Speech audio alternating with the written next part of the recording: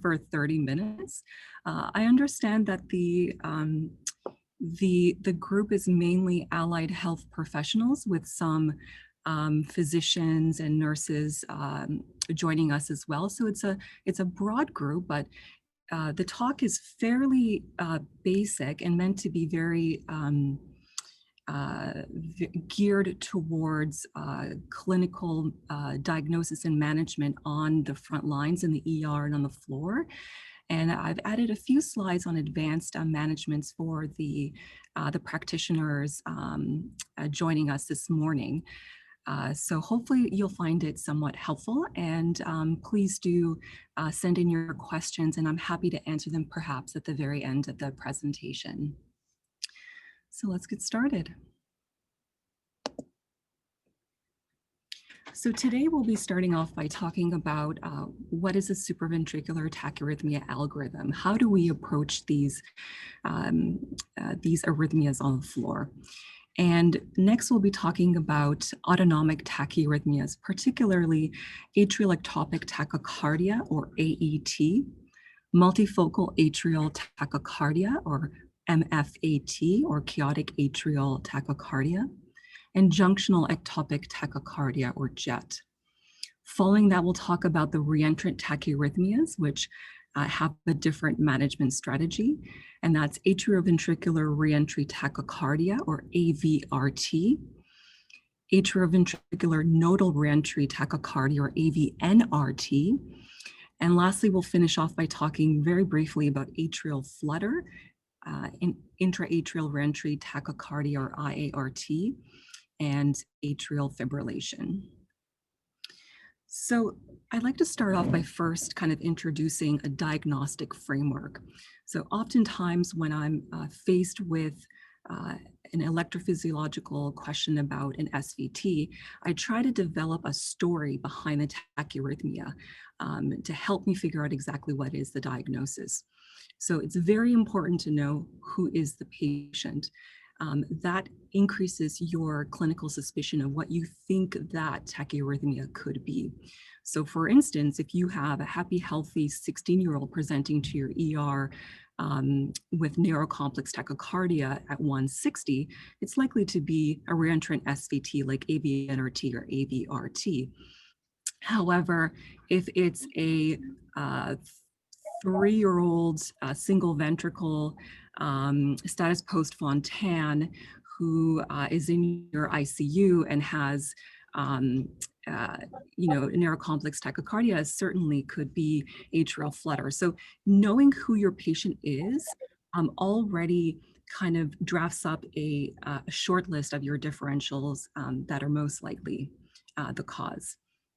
Understanding what the baseline ECG is super important. If you have a congenital patient coming back from the ICU, a tetralogy patient, and they go into narrow complex or wide complex tachycardia rather, knowing that the patient has a baseline right bundle branch block reassures you that perhaps it's not a VT. Knowing how the tachyarrhythmia started is very important. Was it sudden? Was it with a PAC? Was it with pacing? What are the characteristics of the tachyarrhythmia? Is it irregular? Is it regular? Where are the P waves? And how did the tachyarrhythmia stop? So it's kind of like a story. Who is your patient? What are you starting off with? How did it start? What did it look like during it? And how did it end? And that's going to really help you differentiate between automatic versus reentrant tachyarrhythmias, which is the first really important fork in the road in figuring out the differential diagnosis of this patient. So we've kind of already touched upon this, but the algorithm that I keep in my mind is it usually supraventricular tachyarrhythmias are narrow complex tachyarrhythmias, where the rate is greater than 98th percentile for the patient's age. So now that you know that there is a narrow complex tachycardia, the next question to ask is it regular or is it irregular? If it's irregular, you're already in a different category. So the things to kind of run through your mind is it atrial fibrillation? Very uncommon in pediatrics, but as I'll show towards the end of my talk, it can be present. Is it atrial flutter with variable AV nodal conduction? Or is it an autonomic tachyarrhythmia like atrial ectopic tachycardia, multifocal atrial tachycardia, or JET? If it's a regular tachycardia, then it's likely a reentrant SVT. And so the next question to ask yourself is, where are the P waves, right? If the P waves are, if you can see the P waves and there's a one-to-one relationship between the two, then it's likely a reentrant tachyarrhythmia like AVNRT or AVRT. If you have a more than 2 to 1 or more than 2 to 1 ratio between your A's and V's, and you can see your P waves, it's most likely an atrial flutter or perhaps a faster atrial tachycardia. So let's get started by talking about some of the autonomic tachyarrhythmias. And the first, probably the most common we see in pediatrics, is something called atrial ectopic tachycardia, or AET. And very simply put, AET is a tachyarrhythmia that comes from a location somewhere else in the atrium other than the SA node, and it becomes electrically irritable and sends electrical impulses faster than the SA node, and therefore becomes the dominant rhythm. The common locations where AET can arise is from the crista terminalis, the coronary sinus os, the right and the left atrial appendages, and also the pulmonary vein orifices. One thing to point out is that atrial ectopic tachycardia, in fact, can be quite challenging to diagnose sometimes. If the focus of the AET is actually coming from quite close to the sinus node in the high posterolateral aspect of the right atrium, because the location comes really close to the SA node, it can have an ECG with a P wave that's actually quite similar to sinus. So it's very important to compare the ECG in tachycardia to sinus to really carve out and look at the morphology and the amplitude of that P wave to help discriminate between the two. So what does it look like? Well, it's got, unlike reentrant tachyarrhythmias, it behaves very differently. So there's what we call a warm-up phenomenon. So usually it doesn't start suddenly, it kind of gradually comes on. There is a single P wave morphology that's different than sinus. And it's important to note that it's a single P wave morphology. And it tends to cause what we call a long RP narrow complex tach, where if you measure the RR interval and the RP interval, the RP interval is 50% or more of the RR interval. During the tachycardia, there's generally rate variability. So the RR interval throughout the tachycardia varies, unlike a reentrant tachyarrhythmia. And there's also a cool down phenomenon where it doesn't stop suddenly, it generally burns out, if you will. Here on the screen here, I have a algorithm that's been proposed to kind of help localize the origin of the ectopic atrial tachycardia. I don't want to spend too much time focusing on this algorithm. It's beyond what I wanted to discuss today, but I left it up here for your reference in the future to for those practitioners that are practicing in EP or will go into EP, localizing the focus of AET can be helpful if you're planning or understanding where the AET is coming from. And also it helps you plan if you're going to an ablation to plan what catheters you want to use, what approach do you need to go transeptal to access the left atrium to get rid of the AETs. So I left that up there for you to go through as a practice in the future. So let's go through one quick case right here about an AET kid. So you have a consult of a 2-week-old born at 39 weeks gestational age with hypoplastic left heart syndrome, MSAA, who is status post Norwood Sano and postoperative day 1. The vitals are as shown, and what's remarkable is that the temperature is 38 degrees Celsius, so borderline febrile. The heart rate is 220, so certainly at the upper limit of normal for this patient's age. Blood pressure is solid and sats are appropriate.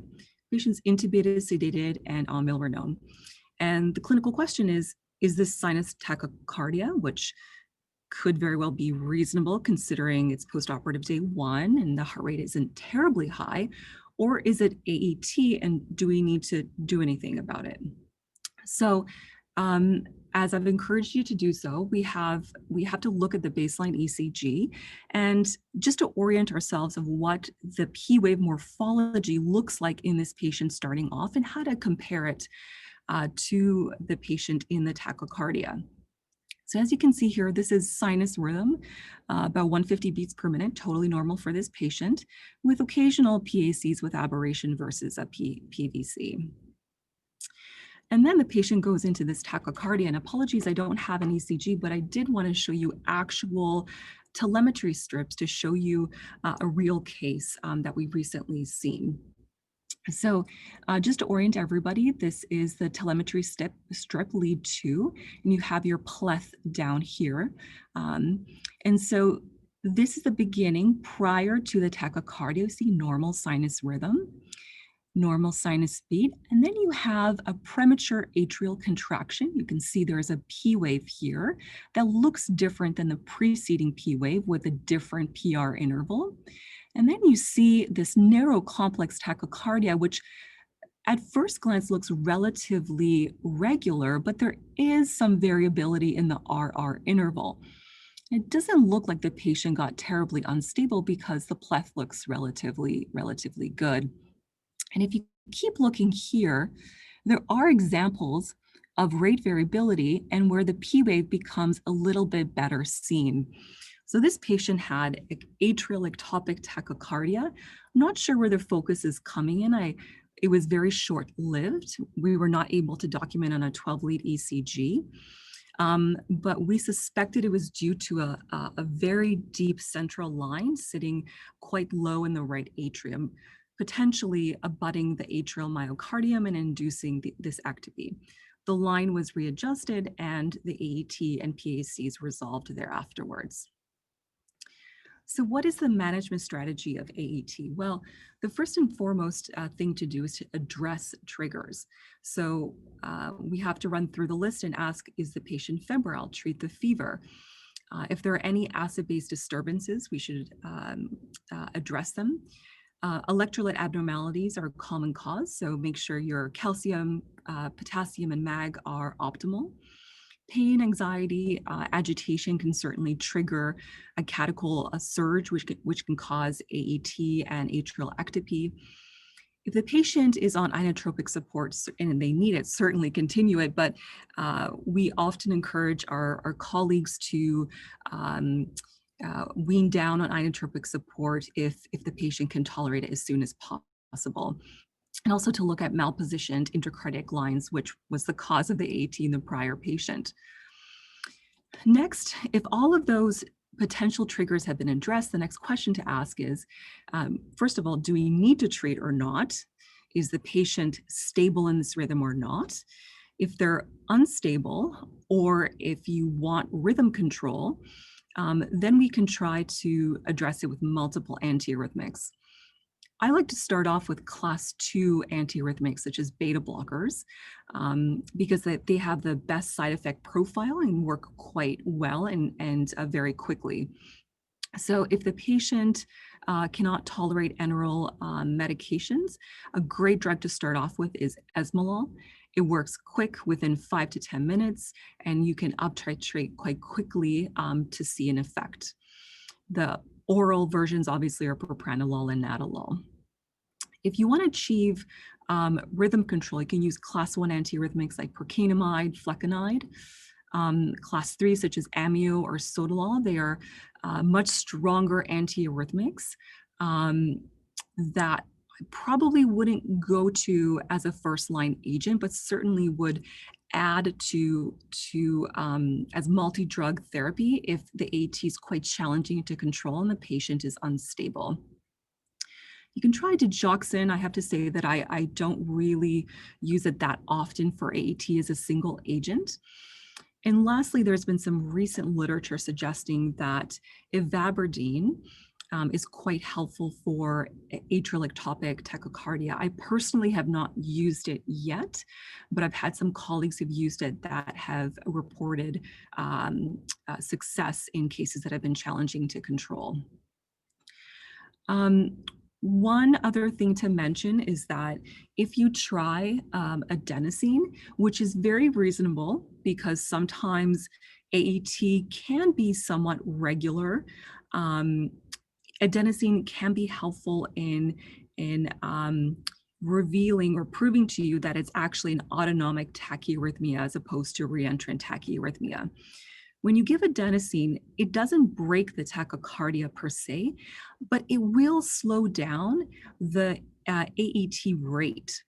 So I'll often hear, oh, well, I've given adenosine and it actually worked. It kind of slowed it down, but it went right back. Well, it does have an effect on AET. It'll slow the rate down, but it won't terminate the tachycardia. It's also very important to address underlying hemodynamic concerns.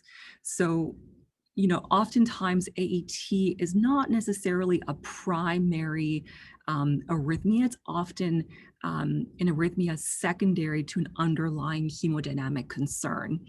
So if it's a congenital patient, ask yourself, is it because there's terrible AV valve regurgitation? Do we need to address that surgically? If it cannot, do we add diuretics to help decrease the volume load? Or is there AV valve stenosis like in rheumatic heart disease involving the mitral valve causing mitral valve stenosis? That increases your LA size, irritates atrial myocardium, precipitating possibly AET or atrial fibrillation. These are all things to kind of think about to try to address the primary issue as opposed to, if you will, putting a Band-Aid on the problem and just treating the rhythm. Atrial overdrive pacing or rapid atrial pacing is ineffective. So you're not trying to break a reentrant circuit. So because AET is not a reentrant circuit, so atrial overdrive pacing is ineffective, but most of the time. I just wanted to bring this up for the practitioners in the unit. In extreme circumstances, if you have a patient that's exceptionally unwell, they are marginally compensated. You have them on multiple antiarrhythmics, including those that slow AV nodal conduction. There is something that you can try, although it has to be done in an ICU setting with continuous ICU and EP monitoring, is ultra rapid atrial pacing. And that's a pacing maneuver that's done, again, in the presence of multiple antiarrhythmics, including those that slow AV nodal conduction, whereby you pace the atrium at ultra rapid rates, close to 600-800 beats per minute. And what you're trying to do is to control AV nodal conduction. So you're forcing higher degrees of AV nodal block in an attempt to slow the ventricular rate.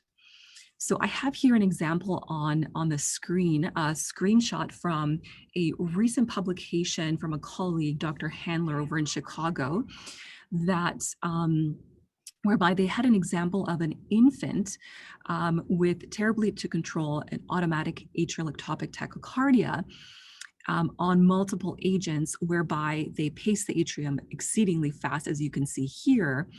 And you see actually an improvement in the arterial line pulse ox compared to before. And so this is a very extreme circumstance to help to control the tachyarrhythmia if you're really stuck and your only other option is VA ECMO. Very rarely you can take a patient to the cardiac catheterization lab, but we tend not to like to do that in children that are quite young, as the risks for ablation are quite high at that point. Next, we'll talk about multifocal atrial tachycardia, or MFAT.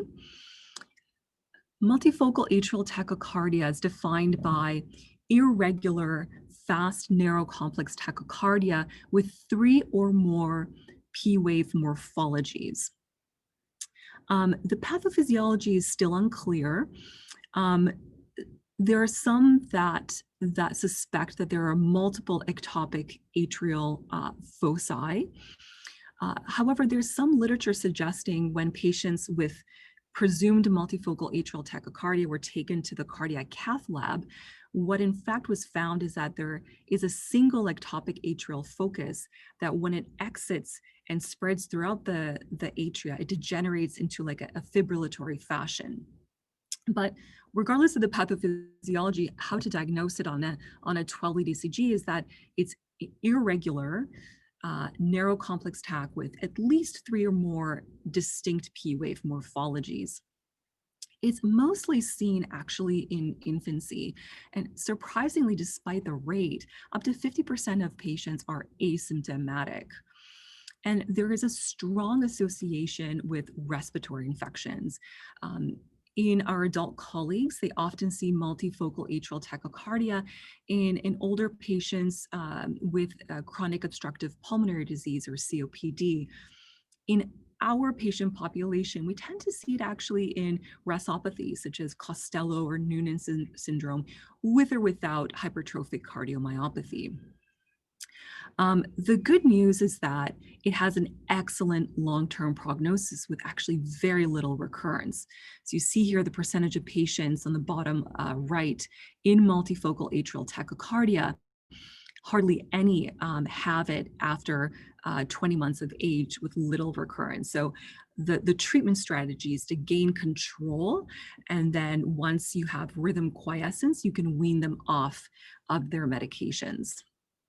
So how does it look on an ECG? Well, you see these frequent bursts of incessant tachycardia. There's 3 or more distinct P-wave morphologies, as I've mentioned. There's an irregular P to P interval, which makes sense. You have different, you have an irregular rhythm, and they're very fast atrial rates. If you measure the P to P interval, it's up to 300 to 400 beats per minute. And sometimes you do have variable AV nodal conduction with a ventricular rate of about 150 to 250 beats per minute.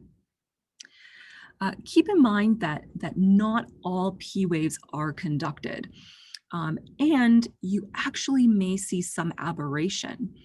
So what I mean by that is when you have a P to P interval that's quite tight, so very short, it bombards the His-Purkinje system, and there is some delay in the conduction down the His-Purkinje system.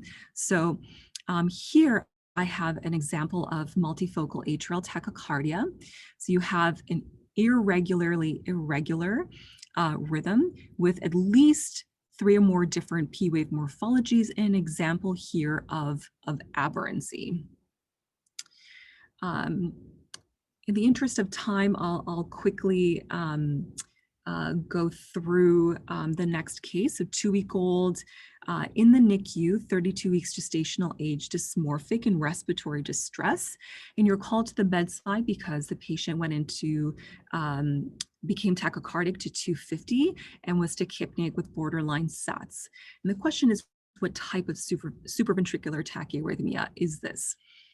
And so here's your example here. If you focus on lead 2, you can see multiple different P-wave morphologies. So here you see this kind of broad-based, somewhat flat, low amplitude P-wave. Here you have a very narrow peaked P wave, and here you have an inverted low amplitude P wave in the setting of an irregular narrow complex TAC. So this is multifocal atrial tachycardia. The management strategy is very similar. Address triggers, decide whether or not to treat, usually it's yes, and decide whether you want to achieve rate or rhythm control. Either one is fine. Next, we'll talk about junctional ectopic tachycardia, or JET, and we often see that in the cardiac ICU. It's defined by the AV node of the proximal His bundle becoming electrically irritable and sending electrical impulses faster than the SA node, and therefore becoming the dominant rhythm. We usually see them in two distinct pediatric groups. So they either, most likely, they're in this context or setting of post-congenital heart disease surgery, and less likely, very rarely, you can see congenital jet, which is quite hard to control. And there is an association with AV block. So it's very important to continue to monitor this patient after you gain control of jet, because there is a risk of going into AV block. Just a quick note on congenital jet. There was a paper that came out of circulation in 1990 that first reported the association of congenital jet, which by definition is defined younger than 6 months of age, and AV block.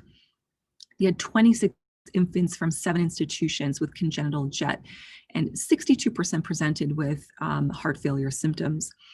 Various different combinations of antiarrhythmics were used with variable effect, and unfortunately, the mortality rate was quite high. This was a publication from 20 years ago, so much has changed in terms of how we approach this lesion, but it's certainly warranting close follow-up. Jet has, just like the two previous autonomic arrhythmias mentioned, has a warm-up phenomenon. There is some rate variability.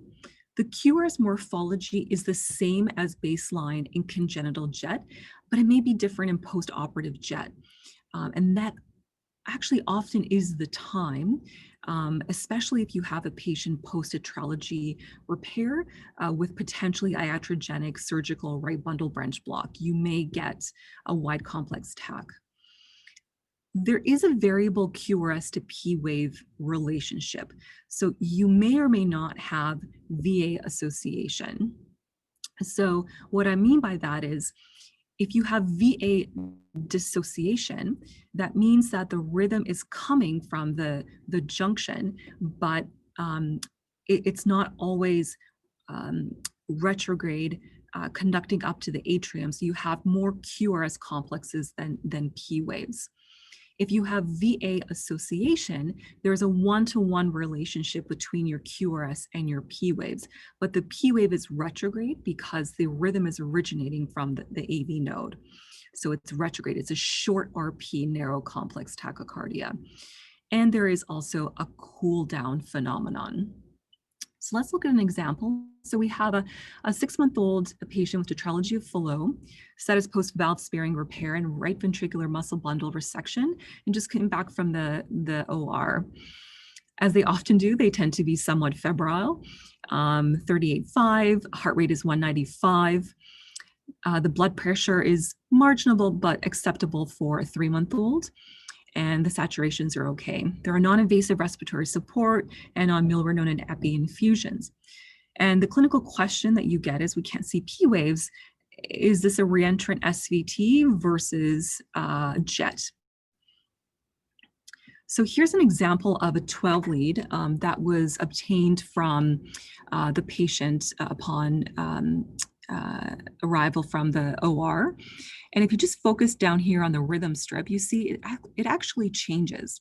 So at the beginning, you see a narrow complex tachycardia, slightly faster than 150 beats per minute, but there's no clear P waves identifiable, unlike towards the end of the strip where you see very nicely a sinus rhythm, P, Q, or ST. So to confirm what this rhythm is at the beginning of the strip, there are two things that you can do. You can either do an esophageal study. So if you have the means of your institution to place down an esophageal probe, you can do an esophageal ECG, or you could do an atrial wire study. So here's an example of an esophageal rhythm strip here. So if you focus here, so clearly these are your QRS complexes right here. And you can see these complexes marching through independently of the QRS complexes. And it looks like there's absolutely no association between the P waves and the QRS complexes, and there's more QRS complexes than P waves. And so thinking about who our patient was and what happened in the OR, this is junctional ectopic tachycardia with VA dissociation. Alternatively, if you have, as most patients do when they arrive from the OR, they have temporary epicardial wires. So you can do an atrial wire study where you can connect the leads to the atrial wires to try to find the relationship between your P waves and your QRS complexes. So this is a very nice example of a patient who moves from being in junctional tachycardia into sinus tachycardia. So if we just focus on lead 3, which is a surface lead not connected to the temporary wires, you see nice sinus rhythm, P, Q, or ST. And then towards the end of this strip, at quite a similar rate, maybe slightly faster, you start to lose the antegrade P waves and see these retrograde P waves following each QRS. So this is a short RP, narrow complex tachycardia. And the next question is, well, is this jet? And so what you can do is you can attach it to your atrial wires, and you see here that these are in fact retrograde P waves, because you can see these complexes being your P waves right here. So it's a nice way to prove jet if you can't see P waves on a surface ECG.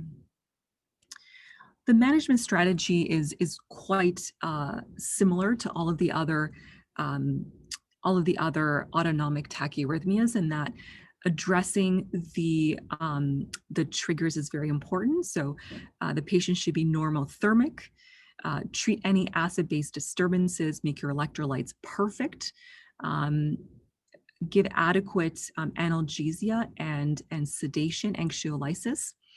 Try to wean off inotropic support as much as possible, and make sure your lines are all where they should be.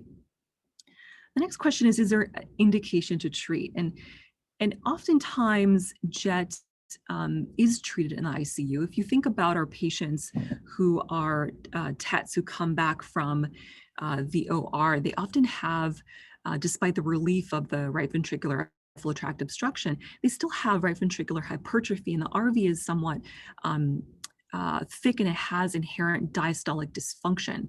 So a fast heart rate, a rhythm such as jet, where you have a fast heart rate, it doesn't give much time for diastolic filling time. So your output might be compromised.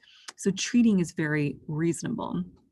You can try atrial overdrive pacing, but if your jet rate is pretty high at 190, 200 beats per minute, you may not have much room to go to overdrive pace that in an effort to get AV synchrony. So if you can't, you can certainly try antiarrhythmics. The two most common ones used are prog and amio. I personally tend to use procainamide more than amiodarone, provided that the underlying liver and kidney function is okay, because I know that jet in these cases is a self-limiting postoperative tachyarrhythmia that will resolve hopefully in the course of several hours or the next day or two. And I tend not to use amiodarone, because I know even with 1 or 2 doses, it'll last for several weeks because of the long half-life. So those are the 3 autonomic tachyarrhythmias I wanted to go over. Next, we'll kind of redirect our focus to reentrant tachyarrhythmias. The 2 main common ones are atrioventricular reentry tachycardia, or AVRT. The 2 most common ones are orthodromic and antidromic. We'll talk a little bit about the differences between those 2. And then atrioventricular nodal reentry tachycardia, or AVNRT. The 2 most common are typical and atypical AVNRT. So for AVRT, this is a tachycardia that's caused by an electrical circuit comprising of the atrial myocardium, the AV node His-Purkinje system, the ventricular myocardium, and an atrioventricular accessory pathway. This is a common mechanism of reentrant tachyarrhythmias in the younger population, less than 10 years of age. It's equally common in both males and females, and it can be seen in congenital heart disease or in cardiomyopathy, particularly in Epstein's anomaly of the tricuspid valve. Sometimes it could be seen in single ventricle lesions, particularly when you have a dysplastic tricuspid or mitral valve, and in left ventricular non-compaction, LVNC, or hypertrophic cardiomyopathy. So while every ECG should be closely evaluated for ventricular pre-excitation or WPW syndrome, I particularly take a close eye on these particular lesions listed here. So the key points with atrioventricular reentry tachycardia, or AVRT, is that the atrioventricular accessory pathway can conduct antegrade, so from top down, retrograde from ventricles up, bottom up, or both. And which way they conduct will determine whether or not it's a narrow or a wide complex tachycardia. So the most common AVRT is actually orthodromic AVRT, where it causes a narrow complex tachycardia. So that often starts with a premature atrial contraction, or a PAC. It conducts down the AV node His-Purkinje system ventricular myocardium, and then it conducts retrograde and sneaks up this atrioventricular accessory pathway. And then it goes down and around and around and around. And because you're going antegrade down the AV node, which is specialized conduction system, the QRS is going to be narrow. Compare that to antidromic AVRT. So anti, I think, means against the normal pathway. Instead of going down the AV node, you're actually going antegrade or down the atrioventricular accessory pathway and up the AV node to cause a reentrant electrical circuit. The reason why that gives you a wide complex tachycardia is that this pathway right here is activating atrial myocardial cells, pathway fibers, and ventricular myocardium. So atrial and ventricular myocytes are not specialized conduction tissue cells, and so they don't conduct super rapid. And so this part of the pathway is not as slick. And when you conduct myocyte to myocyte, it's a little sluggish. And so that's why it's giving you a wide complex tachycardia. Compare that to atrioventricular nodal reentry tachycardia. So that's a tachycardia, also a reentrance circuit, but it involves the compact AV node, atrio-nodal pathway. So basically, pathways within the AV node and the atrial myocardium. There are two types. So there are typical and atypical AVNRT. They both cause a narrow complex tachycardia, but the difference is how they travel within their electrical circuit. So in an electrical circuit, you have two different limbs of your electrical circuit. So you have a fast limb and a slow limb. So a slow limb conducts slowly, but it repolarizes quickly. And a fast limb conducts quickly, but it repolarizes slowly. So in typical AVNRT, you're antegrade going down the slow fibers, but up the fast pathway.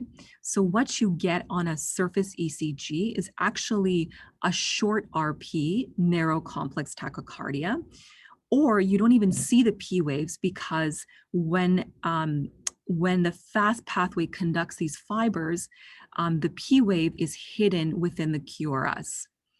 Atypical AVNRT is less common, And the pathway of that is when you go down the fast fibers, you conduct quickly, but atrial depolarization is caused by the conduction going up slow fibers.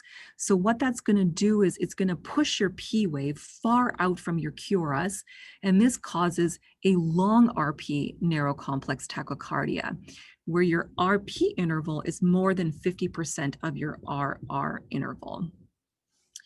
AVNRT is more common in females than males, and we tend to actually see it more common in adolescents. But overall, AVRT is more common than AVNRT. So let's look at an example. So there's a 16-year-old who presents to your ED with palpitations and is tachycardic to 200 beats per minute with no significant past medical history. The question is, what do they have and how do you manage them in the ER? So this is their 12-lead ECG, which we're lucky to get. And what you see here is this is a very regular narrow complex tachycardia with no true appreciable P waves that are super obvious, other than in lead V5, perhaps. You could see occasionally retrograde P waves right here, but it's not definitive. The patient was stable, and we had time to place an IV and to give adenosine to terminate the tachycardia. And what it revealed was actually underlying Wolff-Parkinson-White syndrome, where you have a short PR, a delta wave, and a wide QRS. The management depends on if the patient is hemodynamically stable or unstable. If they're hemodynamically unstable, then you sedate and you do synchronized cardioversion. If they're hemodynamically stable, feeling okay, blood pressure is normal, you can try Valsalva maneuvers. You can try adenosine if that doesn't work, or you can try antiarrhythmics, such as beta blockers, procainamide, or amiodarone. Oftentimes, these patients ultimately end up going to the cardiac catheterization lab for an electrophysiology study and an ablation. And finally, we'll finish off by talking about atrial flutter and atrial fibrillation. So atrial flutter, specifically classic cavo-tricuspid isthmus or CTI-dependent atrial flutter, is essentially just a macro reentrant atrial tachycardia, kind of like reentrant SVT like we just talked about, except it comes from the atrium. And it involves the interatrial septum, the tricuspid valve, and the atrial free wall. This thing is always dead. The other type of a macro reentrant atrial tachycardia is IART, or intraatrial reentry tachycardia, which is like atrial flutter, but it's non-isthmus dependent. So it doesn't involve the interatrial, it doesn't have to involve the interatrial septum, tricuspid valve, and atrial free wall. That tends to be the case in our congenital heart disease population, where they have many scars from previous surgical incisions, and the reentrant circuit goes around that scar tissue. Here's an example of a patient of mine, a infant who was born with total anomalous pulmonary venous return, status post-repair, which was successful, who had very challenging to control atrial flutter post-operative. Here's a 12-lead ECG showing the atrial flutter. This can be quite challenging to diagnose. It is not wrong to give adenosine to block AV nodal conduction to relieve the flutter, reveal the flutter waves that are underneath. I'll draw your attention to both AVL and lead 2. In AVL, you can see kind of like a sawtooth pattern. And here in lead 2, you can see the P waves right there, marching straight through. So this is atrial flutter with a pretty stable AV nodal conduction of 2 to 1. In terms of the treatment, which I'll talk about in a second, but I guess this is a good time to bring up some of the pitfalls of the management. If the patient is unstable, then you sedate and you cardiovert.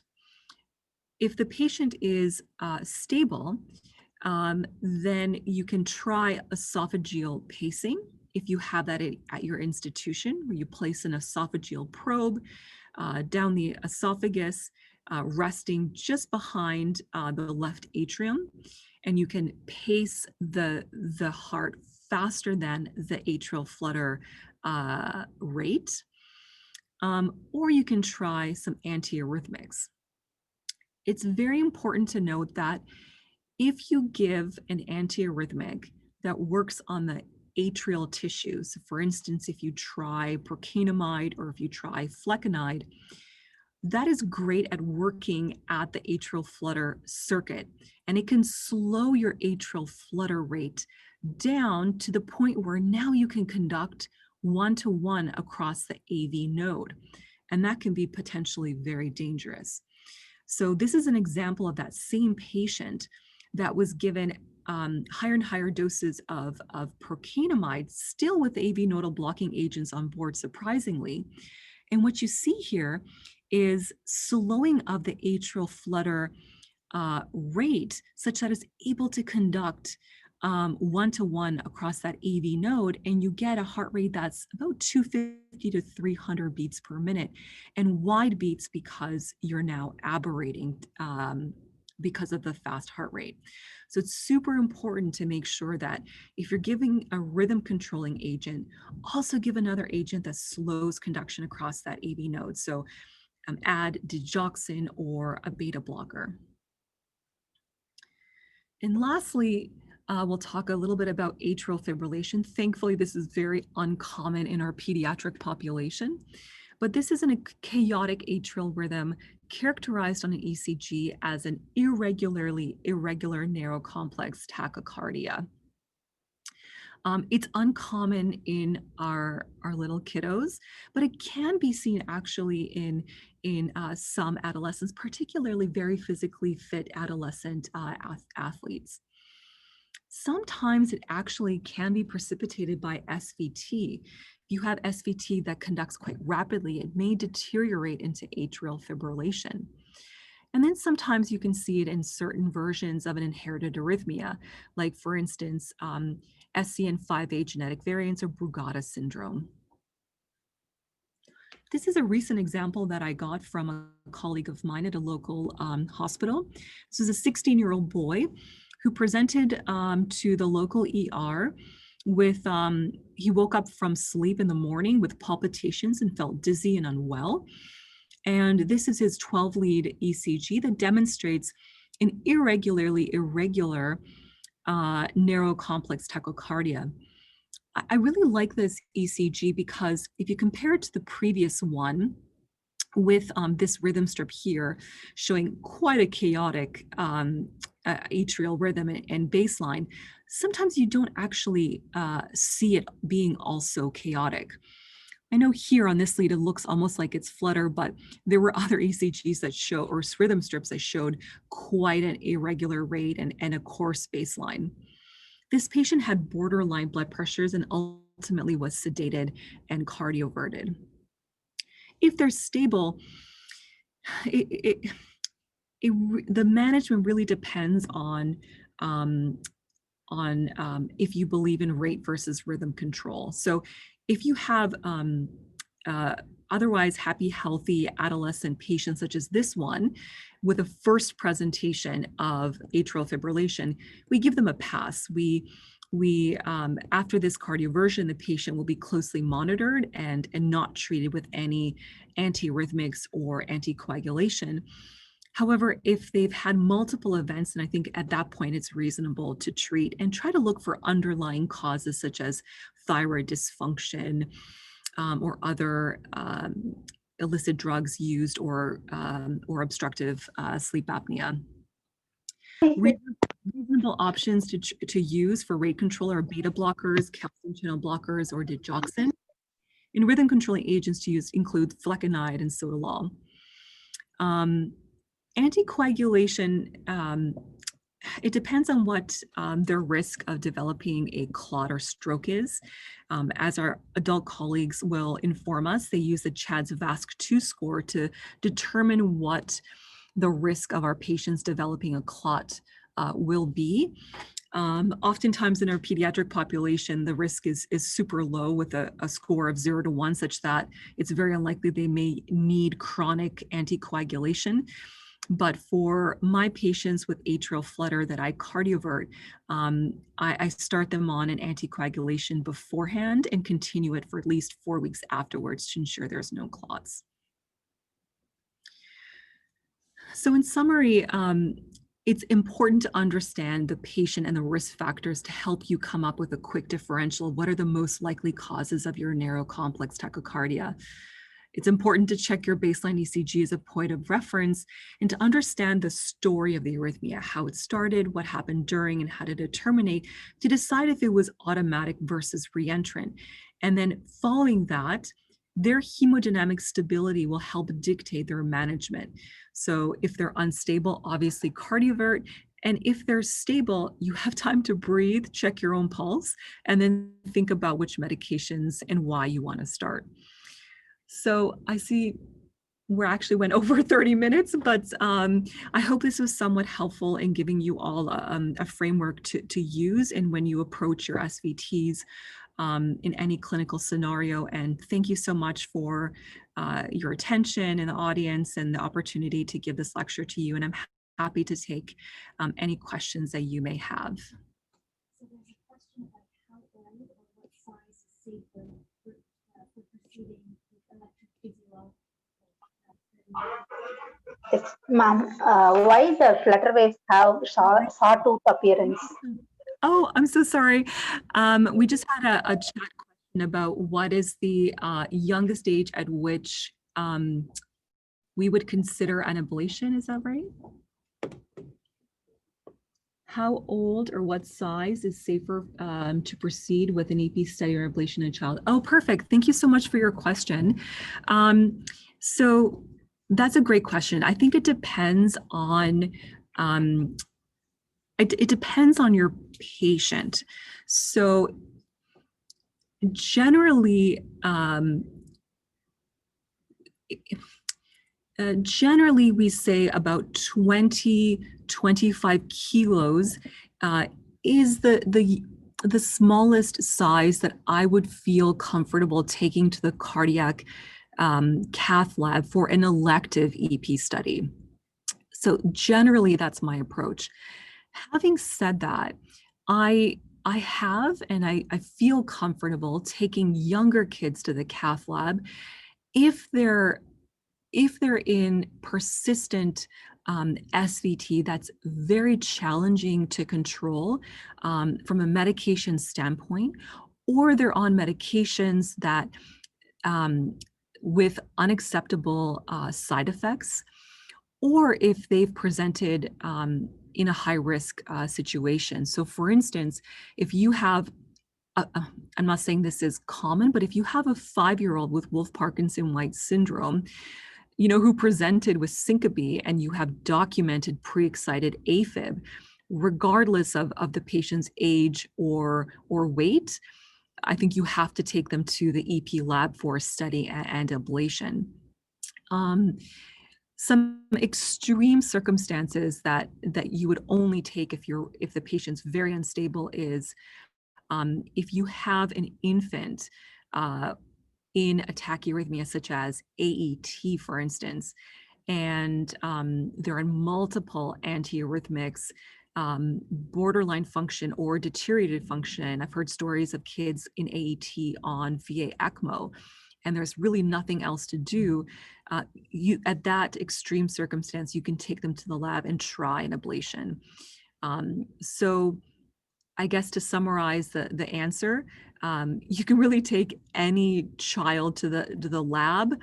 The risk of complications is pretty high when they're younger, and I electively probably wouldn't take them until they're about 20 kilos or more. Thanks for your question.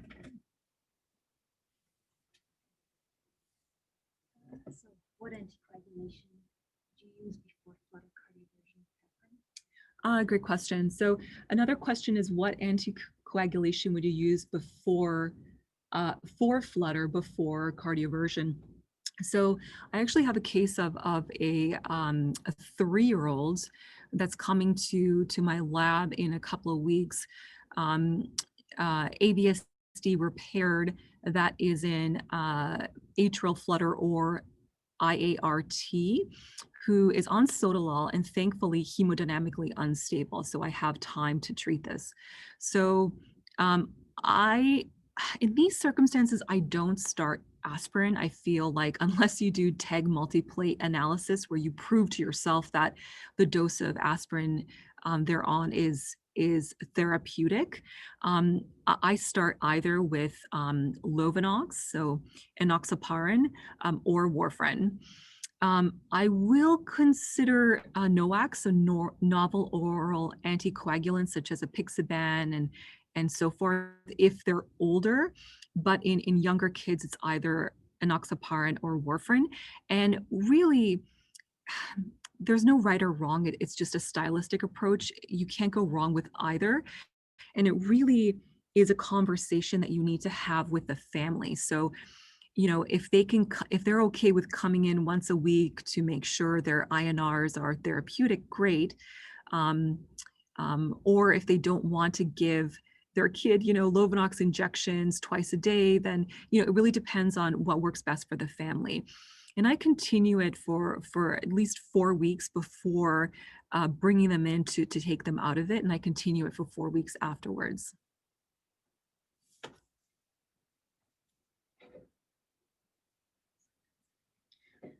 Wonderful. Thanks so much, everyone, for your attention. And if you have any other questions or concerns that you'd like to ask me, you're more than welcome to email me at anitza.bulich@sickkids.ca. So thank you, everyone. Have a great Friday.